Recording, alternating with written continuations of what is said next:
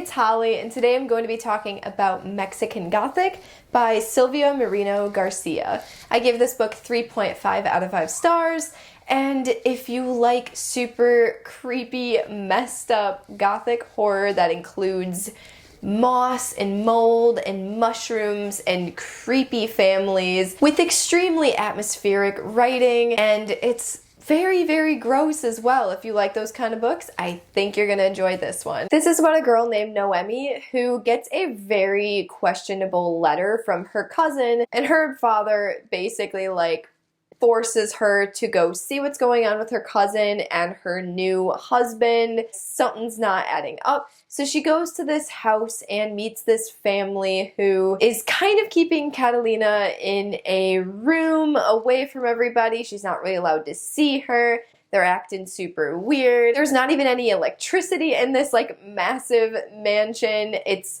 super eerie. And that's all I'm really gonna get into. That's just the basic plot line of the story, and really not much happens until you get to the end. A lot of it is just setup and character building and just a lot of atmospheric writing and conversations, and personally I really liked that about this book. I did listen to about half of the book on audio and I absolutely loved it, even though the narrator wasn't exactly my favorite, but the actual story was so chilling to read and I loved listening to it. And then when I actually jumped in to read it, the other half, I was obsessed. I really like the writing in this book. I really like the pacing. I think it just really works perfectly with this Gothic style story because, like I said before, you get this very mossy, mushroom, fall, creepy vibe, and you don't really know what's going on, and you're trying to put together the pieces, and there's a lot of other things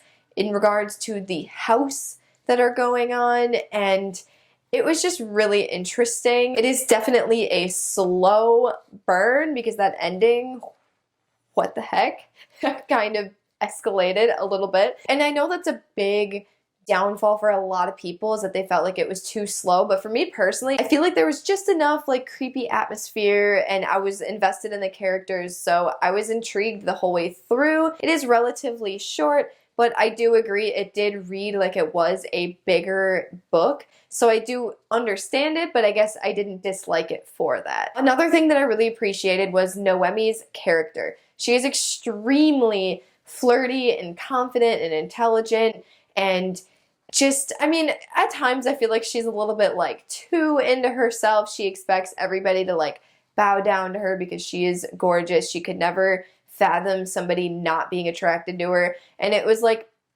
over the top, but I still really liked her character. Then you get introduced to Francis as one of the main characters, and I feel like he just humbles her a lot. I think them two are just really well with each other because she just kind of takes a step back and isn't as intense, I guess. And I also appreciated Francis's character being obsessed with mushrooms, and he was just super smart that way, and they were just so interesting how they had their own things, their own little personalities, I guess. And as for the rest of the characters, weirdness. I mean, you don't really get to know her cousin Catalina as well as I was hoping to, but the family is all kinds of messed up. It kind of gave me American Horror Story kind of vibes.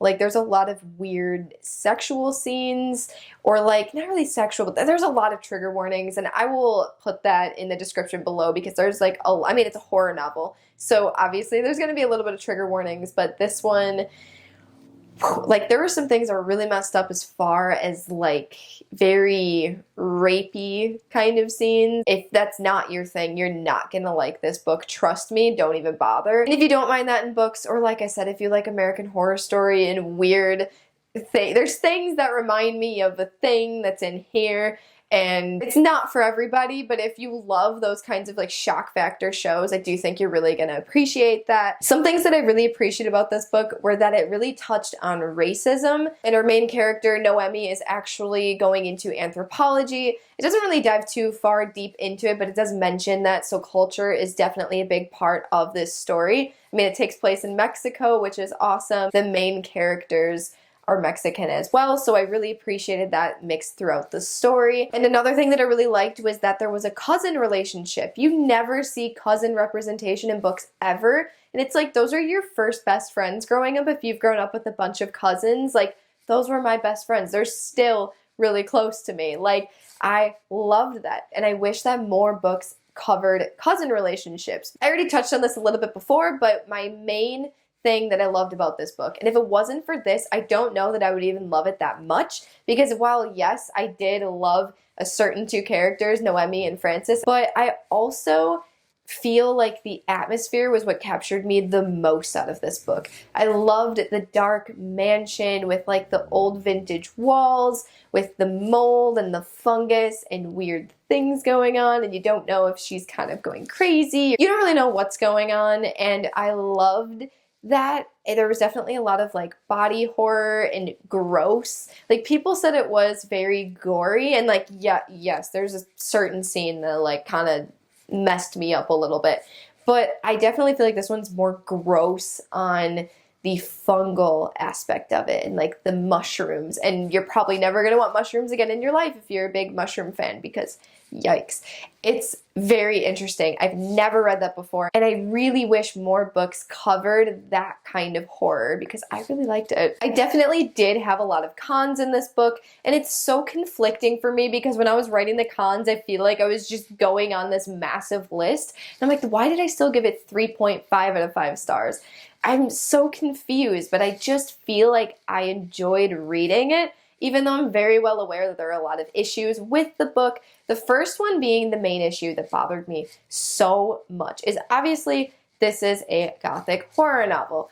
Now, there were so many times throughout this book that Gothic horror novels were mentioned, and sometimes things were literally explained as, it looked right out of a Gothic horror novel. and I'm like, no, you don't do that. It just honestly took it away from me and almost made me feel like the atmosphere was a little bit forced sometimes because that was said. You don't need to tell me it looked like a Gothic horror novel. I'm reading a Gothic horror novel. Don't tell me that. It might work in something like Deadpool, where Deadpool tells you that he's in a movie or that he's in a video game, but no, I don't want it in my books. I don't want my book to basically break that fourth wall, you know? And another thing that I realized after reading the book, because like I shipped these main two characters so much, but then I watched Monica over at Moody Reads' review, and it definitely made me reflect a little bit more on the relationship. Now, it definitely wasn't anything forced, and I think it definitely built up as the book progresses, which I really, truly appreciate. It was not a case of insta-love at all, like at all whatsoever. It was something that grew slowly, and I love that. But once you get to the end of the book, you realize how messed up their relationship is, and I don't know how I feel about it. I'm so conflicted. After watching her review, which her review is hilarious, by the way, she absolutely hated this book. Please watch it. I will link her video down below. I was seriously laughing so hard. And that's coming from someone who really liked this book, so like I just find it really entertaining to see when people don't like something. It's just super entertaining. I love seeing the different opinions. Which kind of brings me to the next thing, which is Noemi's personality. Noemi's personality, like I said before, is very spunky and abrasive, and just, she's a very intense woman. Like, even though she was extremely friendly, and especially to other women, I feel like she was very nice, and she definitely didn't see herself as like better than other women or anything, but I just feel like she kind of lost that spunk by the end of the book. I feel like, I know she's gone through a lot and she's obviously terrified out of her mind, but I was kind of confused, like where was this extremely bold and powerful character by the end of the book? But maybe that was kind of part of the story arc that the author was going for. I'm not completely sure, but it kind of was just something that was a little weird for me. And then I also just really wish that the relationship between Noemi and her cousin was built up a little bit more. I would have liked to see a little bit more of their past interactions. Like, yes, there was little snippets of their past and like things they've gone through and stuff, but I don't know why I wanted like more of it, or maybe just more interactions at the house itself, because you don't really get that, which I know is like part of the story arc and it makes sense once I'm reading it, but still, I just really would have loved that. and it didn't really take away much from the story, but it was just a thing that I thought of.